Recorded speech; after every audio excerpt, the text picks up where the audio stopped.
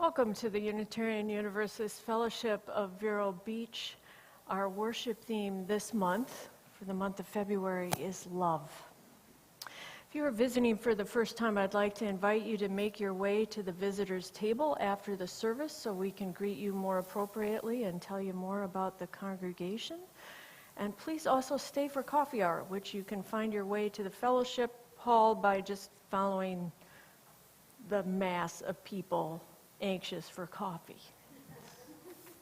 I have a few announcements. One is that next week, please be sure to stay after the service because the new nominees for the Sunday Fund, which is where we give our offering to every week, are being presented to all of us after the service. So please stay for that. And I'd like to invite Rod Baker forward. Would you guys mind putting his mic on, please?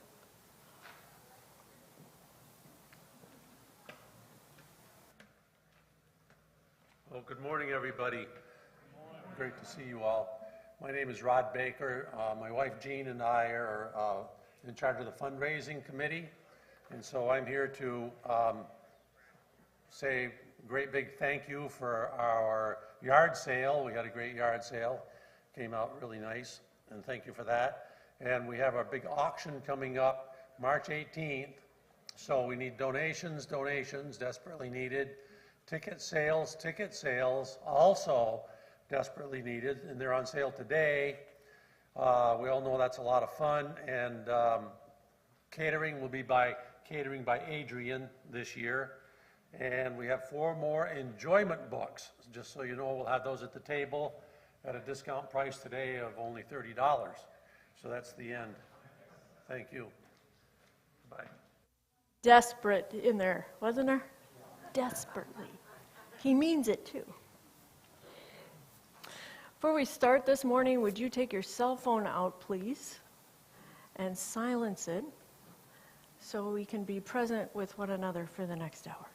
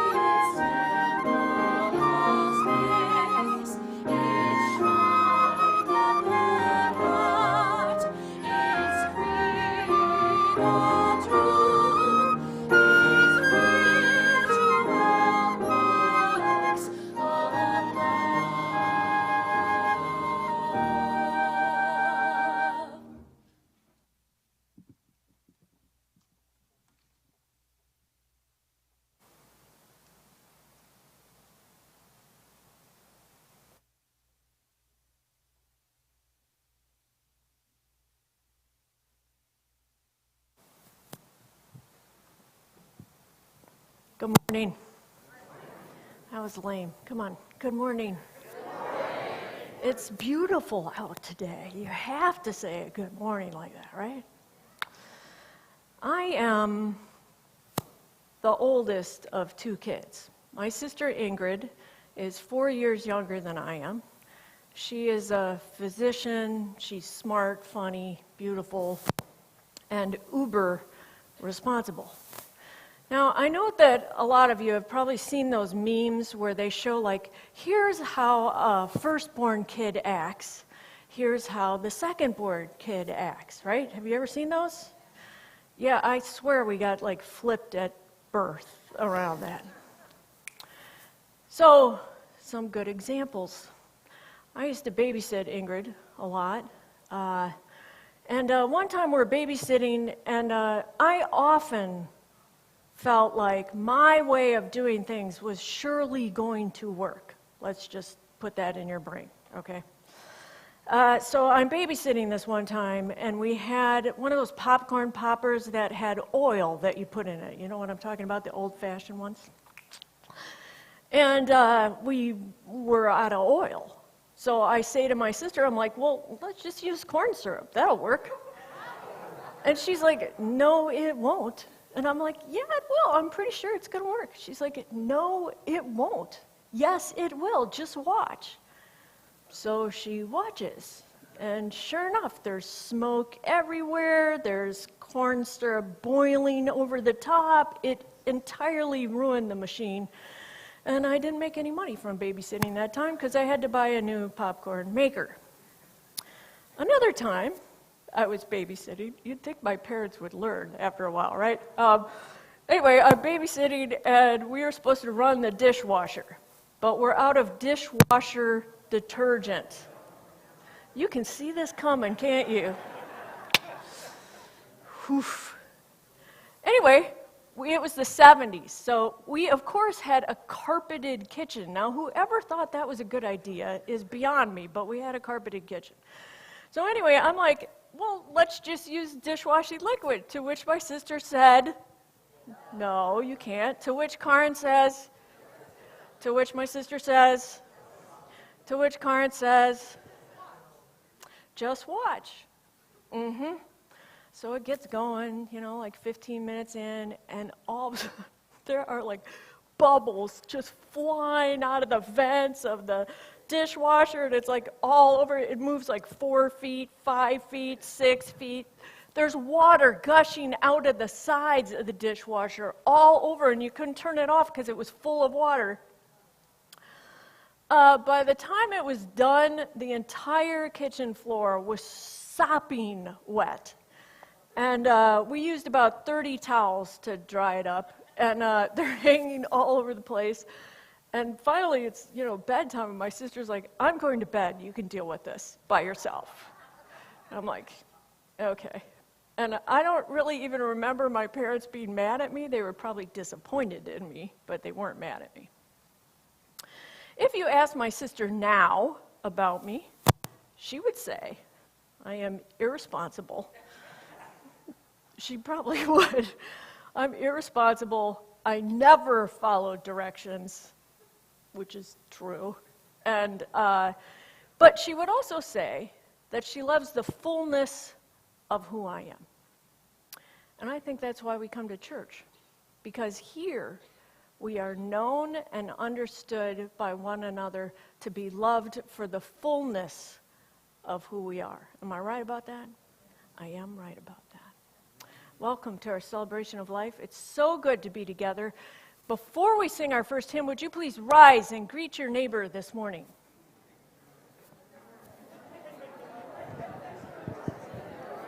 Good morning.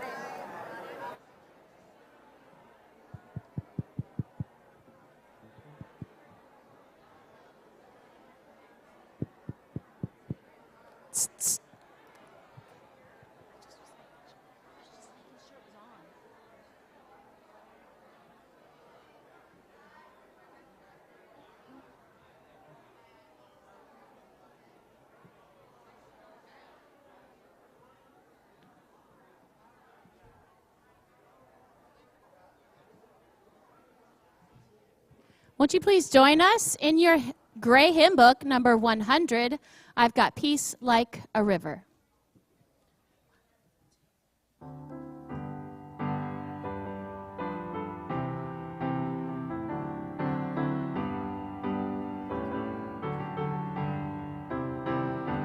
I've got peace like a river.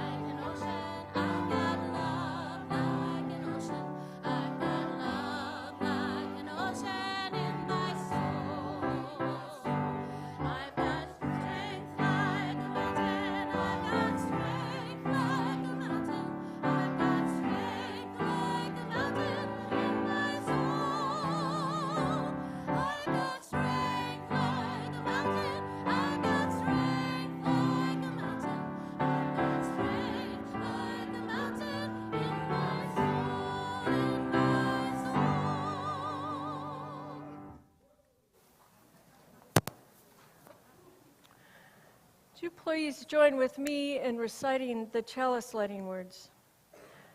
We light this chalice in the name of love, the love of family that brings us into being, the love of partnered hearts that teach us to trust, the love of friends who help us feel seen, the love of community that bathes us in belonging. Time in our service where we offer our heartfelt gratitude to the larger community for the good work of organizations that help sustain and nourish some of the most vulnerable amongst us. This week's offering goes to the Gifford Historical Museum and Cultural Center. They operate the Gifford Historical Black Museum and Cultural Center. Our funds help support Gifford and Indian River County social justice issues, and they offer support, cultural diversity, and transformational educational resources to the Gifford community youth and adults. May we be reminded that the religious person is the grateful person is the generous person. We'll now take the offering for the good work of this organization. Let us do so mindfully and gratefully.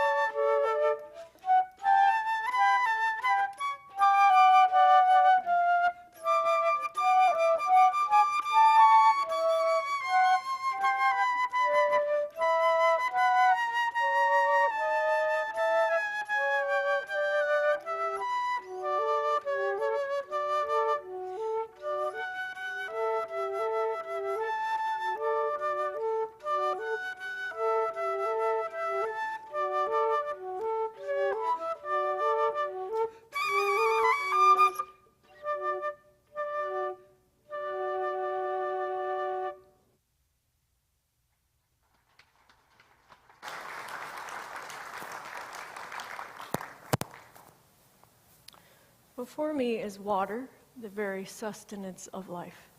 It's that which cleanses us and nourishes us and sustains us.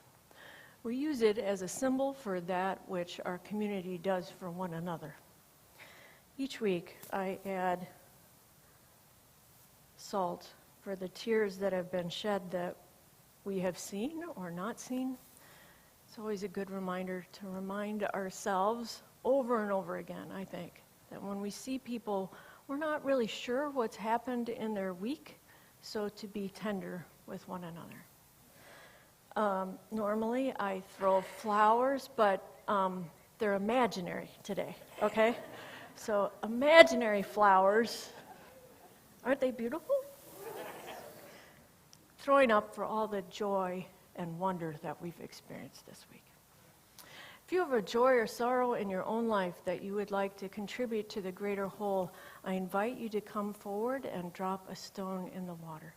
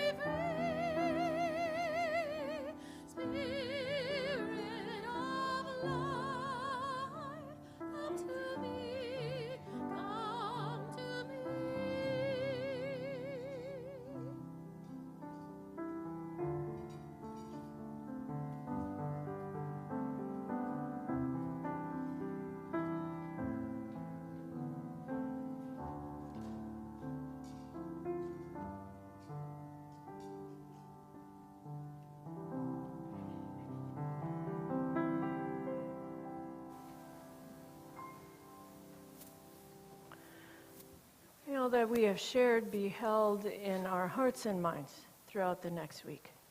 May it be so. Amen.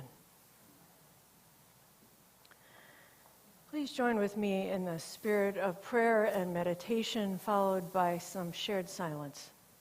I invite you to get comfortable in your seat and turn inward with me now.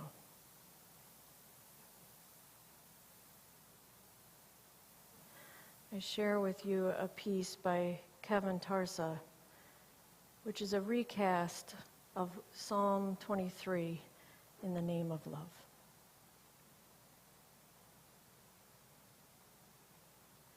May I remember in this tender moment that love is my guide, always shepherding me towards ways of openness and compassion. Just when the weight of the world I inhabit threatens to drop me in place and press my hope down into the ground beneath me, love invites me to rest for a gentle while and leads the center of my soul to the quiet, still, restoring waters nearby that somehow I had not noticed. Yes, love blesses me, even as the sources and symbols of my pain look on. Love blesses me from where its infinite well. And I turn and notice that goodness and kindness and grace follow me everywhere I go. I live in a house of love, love that will not let me go. I live in a house of love, and always will.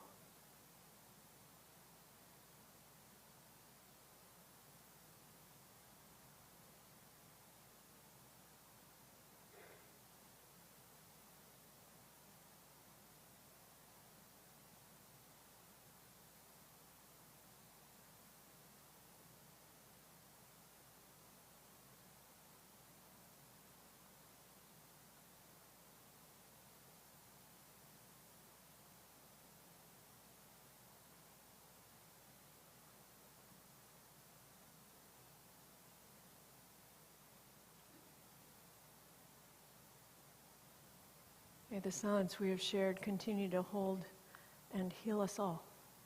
Amen.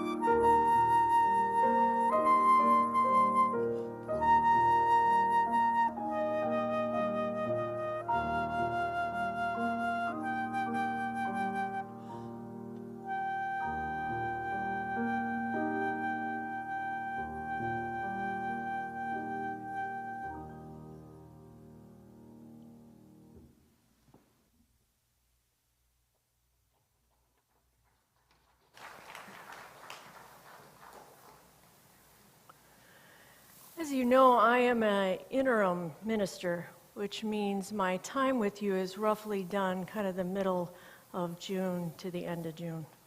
And that is to say, soon I have to start looking for my next gig.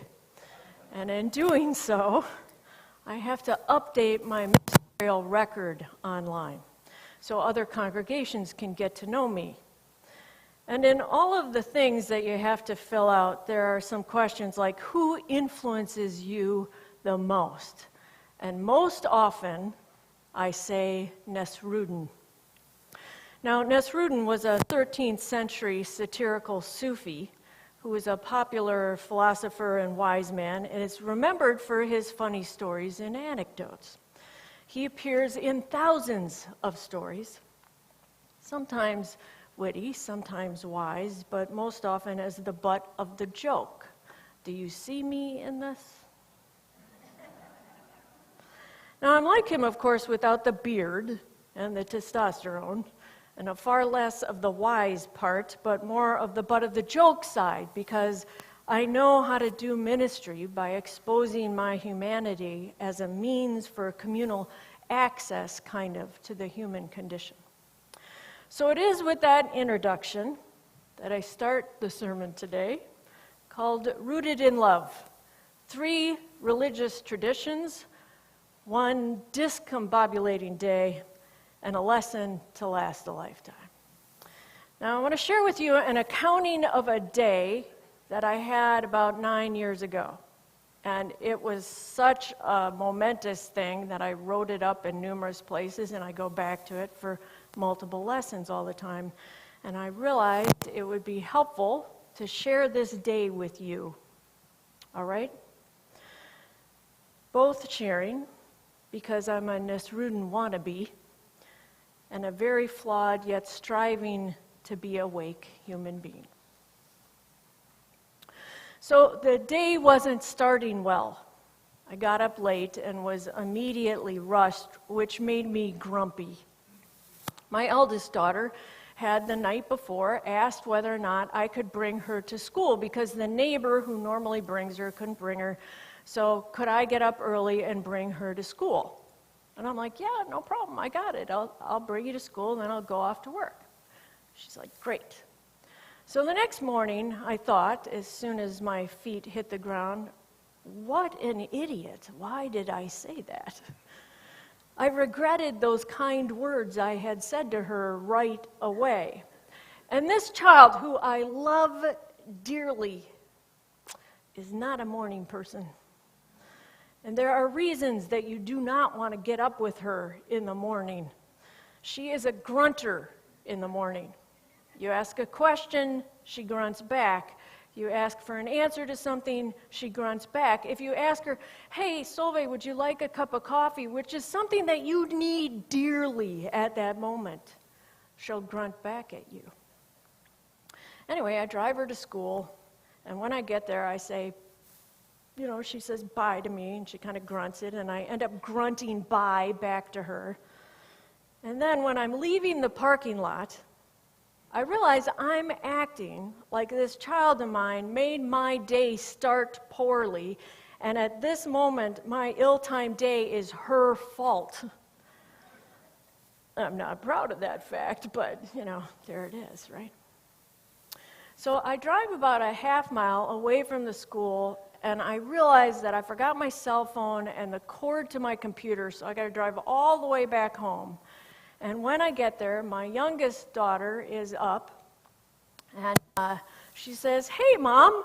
And immediately I say to her, hey, did you brush your teeth and comb your hair and walk the dog and get that sheet that you need to hand in to your teacher? And did you remember your gym clothes? Yes, Mom, she says. And I realized that I clearly have disappointed this kid because I did not praise her for her excellent time management skills and all-around good girl attitude, right?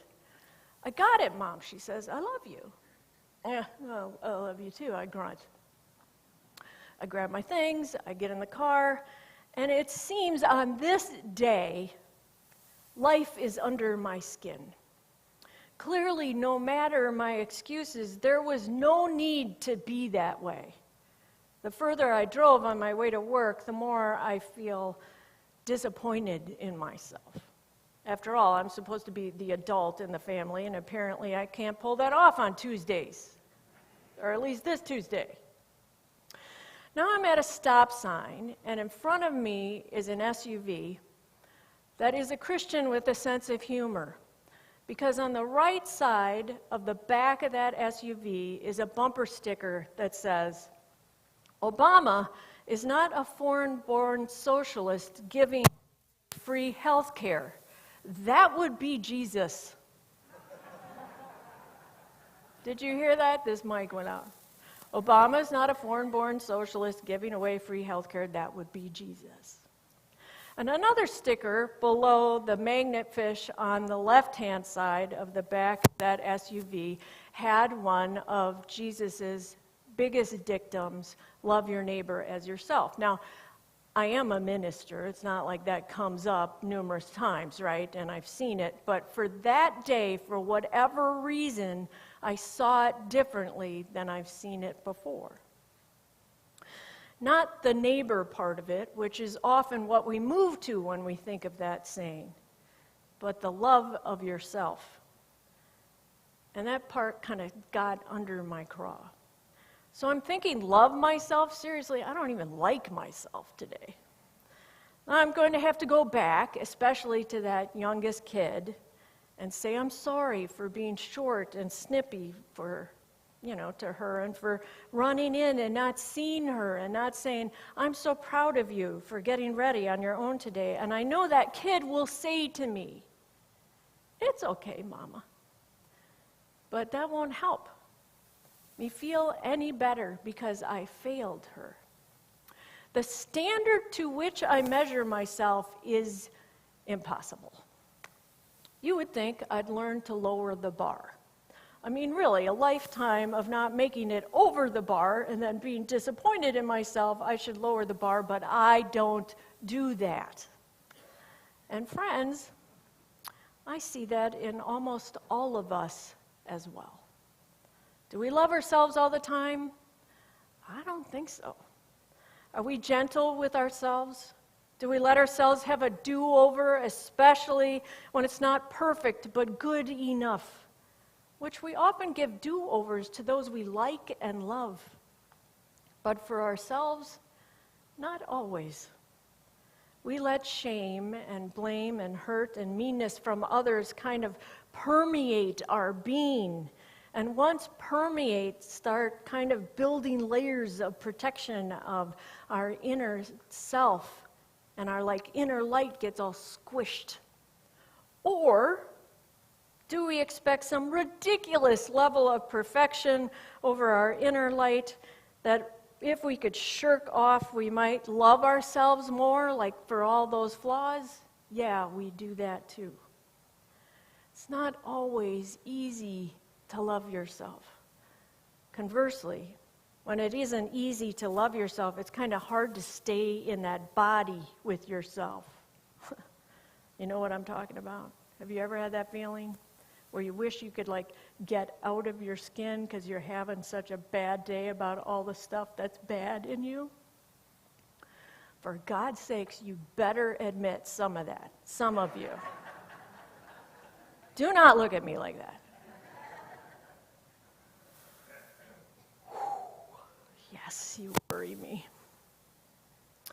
So our skin sometimes can feel uncomfortable, right? So we often, without meaning to do so, turn what is a lack of self-love, which gets manifested in different ways for all of us: self-loathing, self-doubt, insecurity, self-judgment. We don't know how to talk about the complications of self, and at times, then we can take those negative emotions about ourselves and play out our disappointment and anger at ourselves on other people.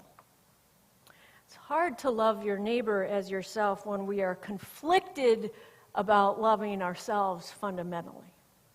So all the disappointment and frustration with self often ends up put on to others.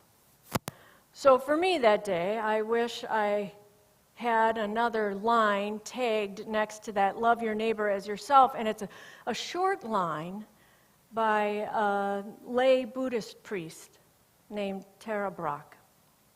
She says, imperfection is not our personal problem, it's a natural part of existing. Imperfection is not our personal problem, it's a natural part of existing. My colleague, Reverend Melissa Zimmer, says this, it sounds so easy and obvious to say, doesn't it? Imperfection is a natural part of existing. But I think that most of us, at least sometimes, are tempted to view our imperfections as personal failings. And I think a lot of us are inclined to try one way or another to throw those parts of ourselves away. And I'll confess, while I was in that car behind that SUV, if I could have taken all the yucky pieces out of myself and rolled down that window and thrown them out, I would have done so. But then along comes Brock and my colleague and the poet Rilke, who said this, I love the dark hours of my being. My mind deepens into them, and there I can find, as in old letters, the days of my life already lived and held like a legend and understood. Then the knowing comes.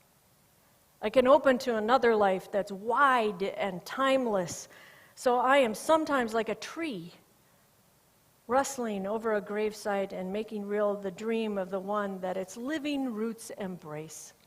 A dream once lost among sorrows and songs. You kind of gotta love that line that says, then the knowing comes. I can open to another life that is wide and timeless. Yes, of course, because that other life isn't perfect either, is it?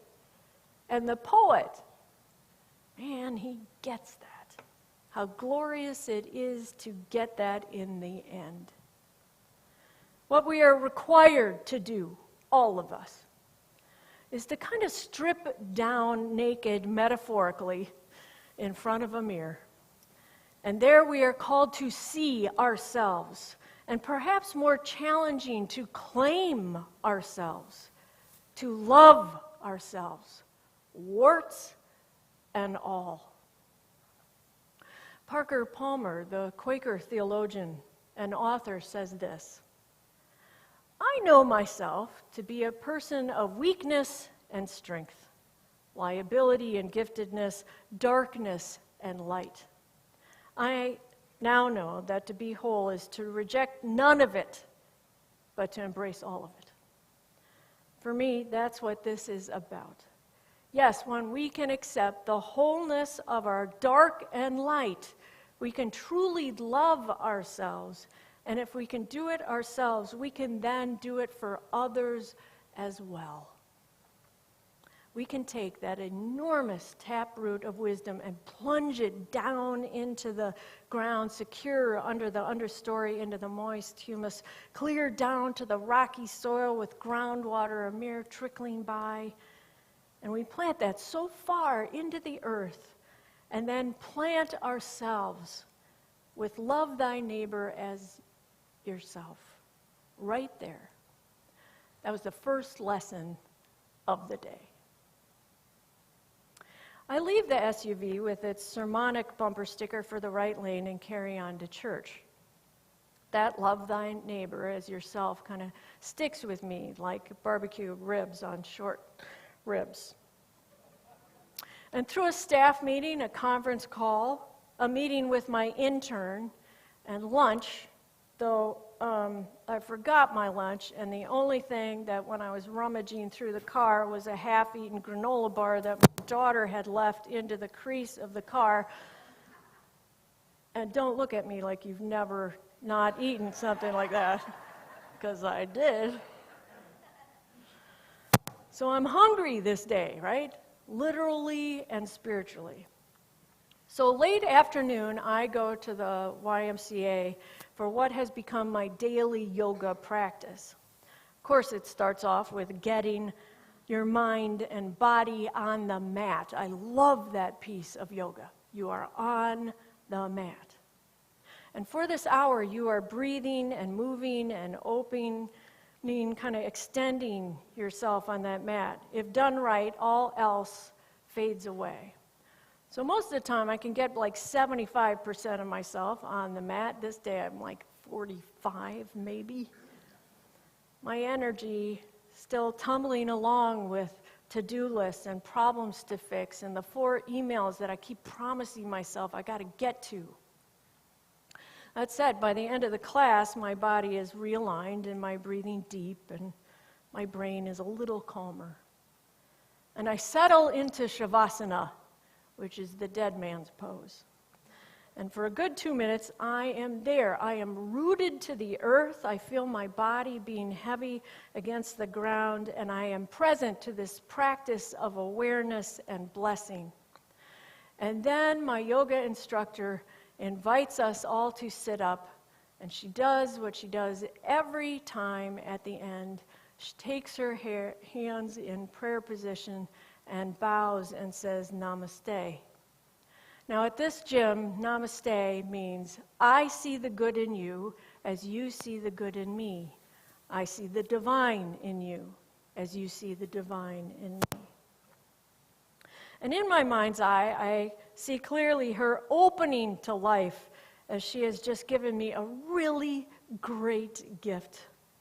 She is, as is each time, open and joyful and grounded, and I envy her spiritual freedom, damn her, and her complete abandon to her yoga practice. I vow to be more like her and say namaste, but I'm still kind of like caught up in that bustling to some of what's tripping me up to the beginning of the day, and I can't find my light that well, and it's a little reticent to show up for me. It's like a lightning bug that's going on and off and on and off and then dies. So I had missteps that stay, and they continued to get in my way. So I pack up my yoga mat and I throw it in the back of my car and I start driving home. And it bothers me. Why can't I just let this go, this mess up? Here is someone offering me a gift, right? I can see it and feel it, and yet I can't connect to it. So on the drive home, though, I start thinking about opening words that my intern had told me this is what she was going to tell as opening words. We were practicing it together. And I start remembering the story as I'm driving home. She was going to tell the story of a fellow seminarian with her who lived in New York City. And this friend, who I'm going to call Brian, got mugged on the street, pushed down on the sidewalk by a young African-American man, and he stole his wallet. So Brian was shaken and not in a good place. And then about 3 months later, the exact same thing happens to him. He gets pushed down, he has his wallet taken by not the same person, but someone of the same ethnicity and age. Now about 2 months go by. It's a beautiful day in the spring in New York, and Brian is out on a city basketball court just shooting hoops. And while he's there, these young African-American men walk up to him and surround him, and he can feel himself getting nervous and worried about something, and they say, "Hey, you want to play with us?" And he's like, "Yeah, okay." And then the guy next to him grabs his hand and he says, "Do you mind? We pray before we play." And all of those men grabbed hands together and they prayed together before they played. It was in that connective moment that Brian told my intern he felt like his guard was let down because he needed a corrective experience to get back to trust and love once again. And that story stuck with me that day, driving home from yoga. It was the first thing that came into my mind, and I thought, if Brian can get there, then Kaaren, come on. You got to be able to do so too. It reminded me how often we don't see others' divine spirit, especially when we have been betrayed or insulted or the recipients of misguided or guided anger. Or we let our own anger get in our way, which in turn makes us what? Restless and anxious and worried. And we start to kind of shut down. We put people into categories and start closing in for fear of getting hurt once again. And yet when we can stand in our fear, stand in our worry, when we can hold steady, that light from another can indeed shine through. It can bring us back to the holiness of our days, offering us hope and connection with stranger and friend. It was remembering Brian's story that got me back to good. I remember thinking, you're good.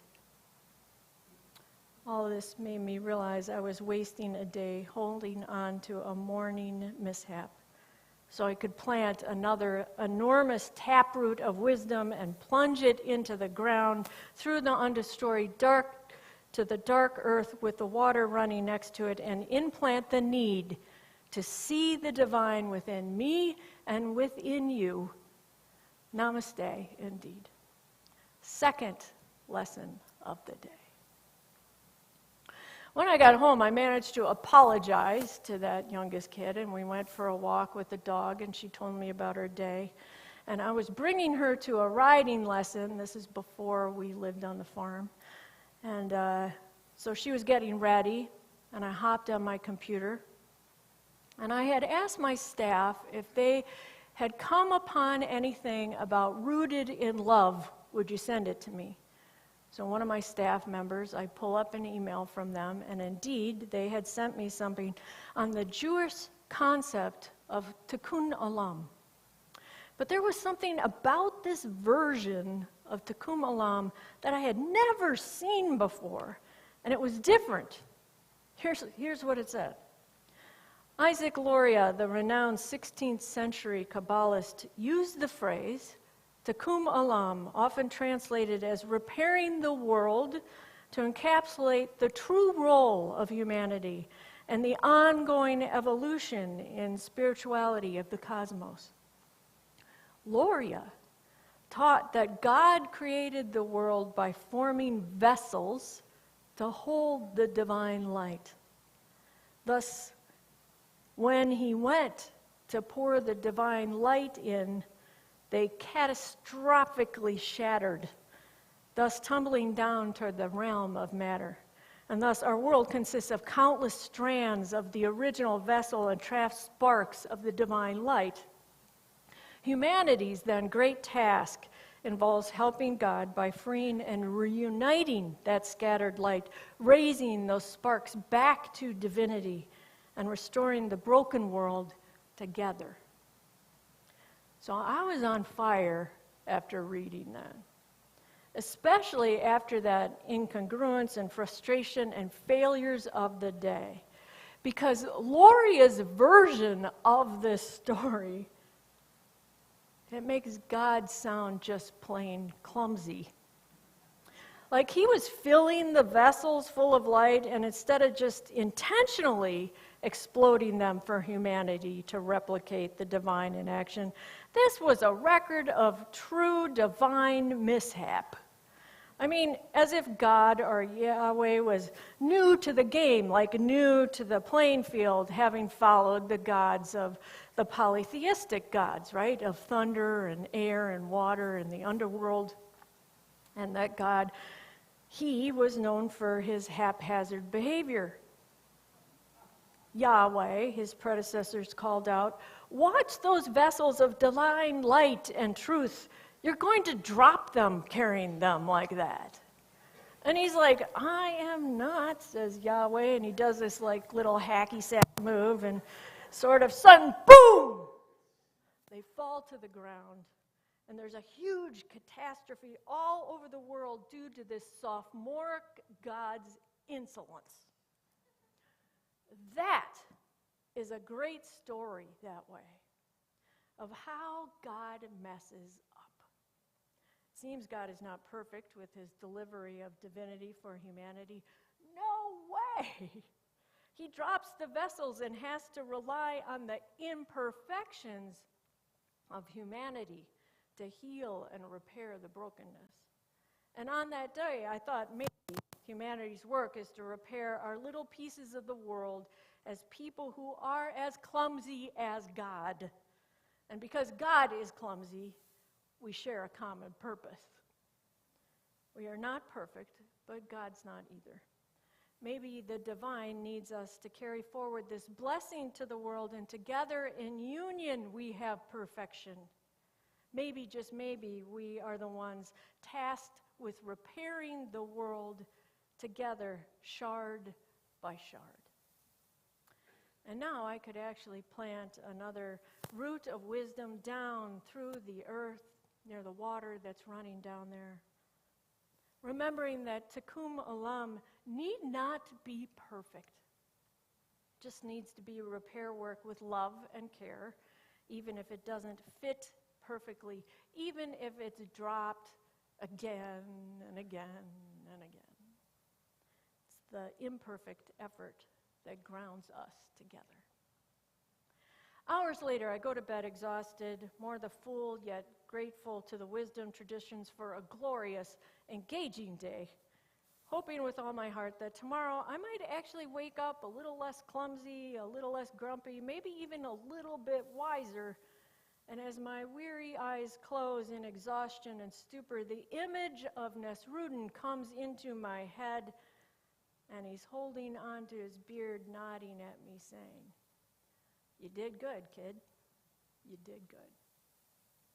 May the spirit of all that roots us in love and splendor be ours daily and always. Namaste. I love you. Amen.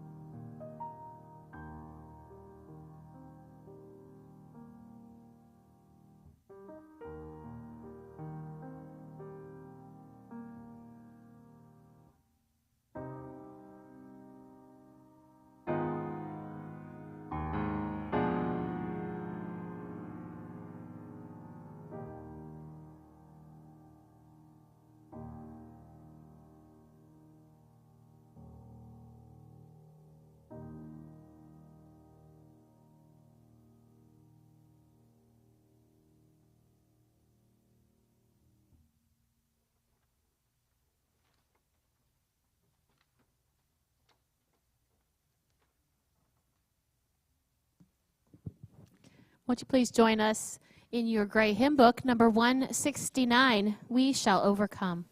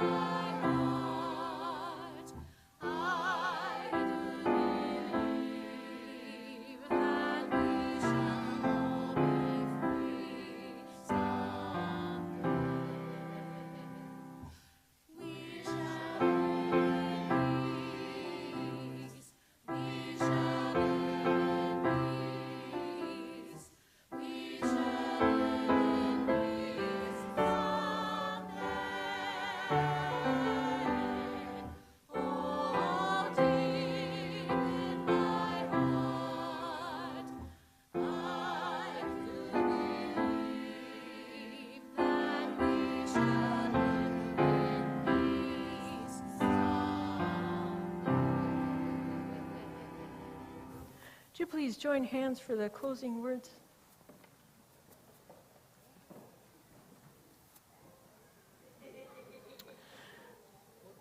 Whatever we can do or dream we can do, let us begin it. Boldness has genius and power and magic in it. May we ever be bold in our living and in our loving, and I need to hear an amen. Amen. Yes.